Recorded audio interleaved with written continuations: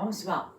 Ce soir, je suis en vidéo, en direct sur Facebook, parce que plusieurs m'ont demandé de le faire sur Facebook parce qu'ils n'ont pas accès à YouTube. Alors, je fais cette expérience ce soir avec vous sur Facebook en direct. Alors, je vous souhaite la bienvenue à tous, sur YouTube aussi. Bienvenue à tous. Ce soir, nous allons parler de faire la différence là où vous êtes.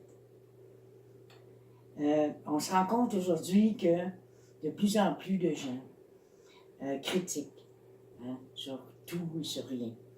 Nous, le peuple québécois, malheureusement, on est reconnu, mais pas pour la bonne cause. On est reconnu comme un peuple chialeux. On chiale après tout. Alors, si nous chialons, c'est parce que nous sommes insatisfaits. Et cette insatisfaction-là, souvent, elle est due à cause d'un manque de quelque chose. Allons voir dans Jean 21, 22. Jésus lui dit, « Si je veux qu'il demeure jusqu'à ce que je vienne, que t'importe? Toi, suis-moi. » Oui, il me demandait qu'est-ce qui va arriver avec Jean. Puis le Seigneur lui a répondu ça, en voulant dire, « Fais-toi, qu'est-ce que tu as à faire? Suis-moi. Préoccupe pas des autres, qu'est-ce qu'ils vont faire. Arrêtons de chialer. Ne nous mêlons pas aussi des affaires des autres. Préoccupons-nous de nos affaires. On a déjà pas mal à assumer. » Et souvent, dans notre propre vie, nous avons des attaques. Et c'est de ça. Faire la différence là où vous êtes maintenant. Plus grandes sont les attaques de l'ennemi dans notre vie, plus grand est l'œuvre de Dieu en nous. Faites la différence là où vous êtes maintenant. Un jour, une collègue de travail, elle vient me voir à mon bureau pour me partager les problèmes qui existaient dans son département. Et il faut dire qu'à cette époque, j'étais chef d'équipe, puis les problèmes, naturellement, arrivaient tous à mon bureau. Mais ce problème-là était si gigantesque que ça finissait par soit qu'il y avait un arrêt de travail des employés dans le département, ou bien une démission en bloc. C'était ça la solution dernière que tout le monde avait eue. Pendant 1 heure, nous avons fait le tour de chaque problème. Et ne voyant pas de solution au problème, j'ai dit à ma collègue de travail, j'ai dit, on va prier pour ça. Fait que elle m'a dit, pourquoi prier? Qu'est-ce que cela vient faire là-dedans? Pour dire qu'elle, ne connaissant pas Jésus, n'était pas habituée à la prière. Alors, je lui ai dit que moi, quand j'avais de la difficulté à résoudre un problème, j'allais dans la prière et souvent, j'avais des réponses. Alors, on s'est mis à prier. Et suite à la prière, je lui ai demandé, toi, qu'est-ce que tu fais pour régler le problème, vu que tu es au courant de tout ça? Qu'est-ce que toi, tu es prête à faire? Moi, elle ne sais pas à moi régler le problème. Elle dit, c'est au patron. Elle dit, moi, lui, il est payé pour ça, pas moi. Oui, mais peut-être qu'il n'a pas la solution au problème, lui. Alors, elle s'est mise, tout à coup, elle était animée, puis on a fait le tour de tous les problèmes, elle avait des solutions, tout d'un coup.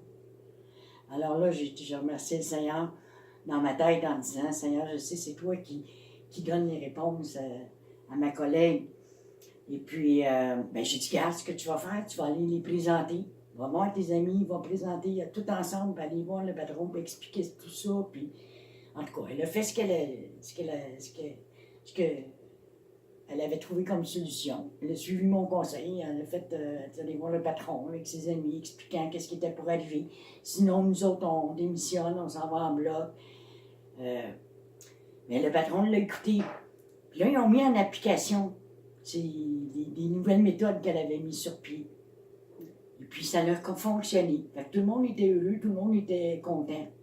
Puis, 2 semaines après, environ, elle a eu une promotion. Fait que, voyez-vous, elle est venue chialer dans mon bureau, mais elle a trouvé la solution. Des fois, quand on chiale, c'est parce qu'on l'a à cœur. Sinon, on ne chialerait pas. Alors, des fois, on a la solution. Mais osez y aller, osez faire quelque chose. Même dans votre milieu de travail. Et puis, cet exemple-là, je le donne comme exemple, mais vous en avez certainement, vous, dans votre propre vie, que vous avez exercé, puis que vous avez fait une différence en apportant. Puis des fois, on a peur, hein, on a peur de se faire mettre dehors aussi, parce qu'on a peur de dire notre avis, puis que le patron n'aime pas ça, mais il vaut mieux le dire, puis essayer de voir les possibilités ensemble, puis que si vous parlez en arrière, puis vous arrangez des choses en arrière, c'est pas mieux. Alors, voyez-vous, je suis contente de ce résultat-là. Et aussi, le Seigneur nous utilise dans l'Église aussi. Hein? Je vais vous donner un autre exemple. Dans l'Église, par exemple, il y en a un qui arrive, puis il vient se plaindre parce que les louanges sont pas comme il voudrait, puis c'est toujours les mêmes chants qui reviennent, puis ça. Naturellement, le groupe chantait des chansons qu'ils connaissaient, puis qu'ils savaient jouer aussi avec leur instrument. Alors, mais j'ai dit, toi, qu'est-ce que tu peux faire? Tu joues-tu d'un instrument? Il dit non. Tu chantes-tu? Il dit non. Mais qu'est-ce que tu sais faire? Il dit, ce que je sais faire, c'est de composer. Ah, alors là, amène ta composition. Puis on verra ce que le groupe de louanges va décider. Alors, une semaine après, il m'apporte une composition, je la lis, c'était beau. Fait que je vais aller voir le groupe de louanges, on verra ce qu'ils peuvent faire avec ça. En allant voir le groupe en question, je leur ai proposé ça, puis de voir s'ils étaient capables de composer une musique là-dessus. Et à notre grande surprise, 2 semaines après, le groupe a joué la chanson de celui qui l'avait composée. Puis c'était beau, on écoutait sagement. Et là, la personne qui l'avait composée est venue me voir par la suite, toute heureuse, de dire « Ah, ils ont chanté, ils ont composé une musique sur ma chanson, c'était beau, là, là, là. » Il était heureux. Il était tout heureux, lui, de voir ça. Soit de béni l'équipe de louanges, puis l'équipe de louanges a béni l'assemblée. Et ensuite, même l'équipe de louanges ont fait leur propre création par la suite. Voyez-vous, ça crée des réactions. Votre action crée des réactions qui bénissent les autres. C'est ça le but, en fait. Puis des fois, dans le monde, il y a des gens qui sont très bons pour ça. Puis il y a des chrétiens, mais qui ne le font pas. Mais pourquoi on ne le ferait pas? C'est pas parce qu'on est chrétien qu'on doit rester assis et rien faire. Voyez-vous? Il faut oser se lever, oser dire, prier au lieu de critiquer, prier au lieu de chialer. Peut-être que le Seigneur va vous donner l'idée pour résoudre ce problème-là.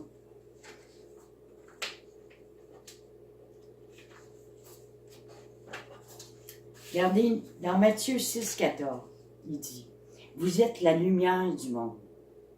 Une ville située sur une montagne ne peut être cachée. » Donc, on ne peut pas se cacher. Il faut se lever, il faut se montrer. Il faut montrer notre lumière qui est en nous. Matthieu 5,13. Vous êtes le sel de la terre. Mais si le sel perd sa saveur, avec quoi lui rendra-t-on? Il ne sert plus qu'à être jeté dehors et tout au pied par les hommes. Voyez-vous, si on est le sel et la lumière de la terre, eh bien, soyons le sel et la lumière de la terre. Et moi aussi, un jour, j'avais composé un chant. C'était un chant de bienvenue pour ceux qui acceptaient le Seigneur pour la première fois. Et puis, j'avais décidé, moi, d'aller le chanter en avant. Et puis, ça a été chanté une fois, là. Mais par la suite, un mois plus tard, il y a une personne qui était dans l'assemblée cette journée-là. Puis, elle avait pris mon chant. Puis maintenant, eux autres, dans leur église, ils chantent ça quand ils ont des nouveaux sauvés. Voyez-vous, on ne sait pas quel impact on peut avoir. Hein, j'en ai peut-être pas eu dans mon église, mais c'est pas grave, ça s'est répandu ailleurs. Fait que, il ne faut pas toujours non plus voir les choses selon notre propre intérêt. Hein? C'est pas parce que ils ont chanté ma chanson une fois que là, non, c'est pour le bien commun. C'est des dons que le Seigneur nous donne pour l'utilité commune. On n'a pas à se glorifier de cela. Et je vous dis, nous ne savons pas quel impact que notre geste peut faire. Vous pouvez être sur la rue, voir quelqu'un qui a besoin d'aide. J'avais un voisin, moi, dans le temps, j'étais à Montréal, qui, lui, là, il n'était pas chrétien, mais il aimait aider les gens. L'hiver, lui, il allait pelleter pour déblayer les autos. Hein? Puis s'il y avait une crevaison ou quelque chose, il était toujours là. Comment ça se fait qu'il était là, au moment où on en avait besoin? Il était toujours là, lui. Lui, on le reconnaissait comme l'aidant de la rue. Voyez-vous? Puis pourtant, nous, on a des chrétiens qui agissent même pas comme ceux qui sont dans le monde. Souvent, moi, j'ai reçu de l'aide, beaucoup plus par les non-chrétiens que les chrétiens. Est-ce que nous voulons répandre l'amour de Dieu? Oui ou non? Jésus, quand il se promenait, il guérissait les malades. Il priait, hein? Il faisait l'œuvre. C'est ça qu'il veut qu'on fasse.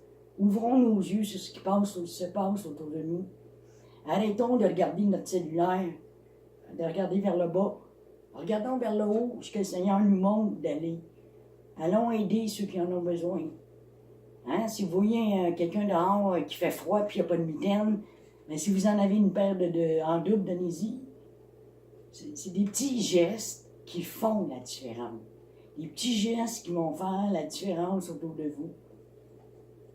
Et que les gens vont dire, hey, c'est spécial, hein? Comment ça se fait qu'elle est arrivée sur mon chemin? Souvent, moi, j'ai eu des gens qui sont arrivés sur mon chemin, je dis, oh, merci Seigneur, je sais que c'est toi qui me les as envoyés. Mais c'est ça.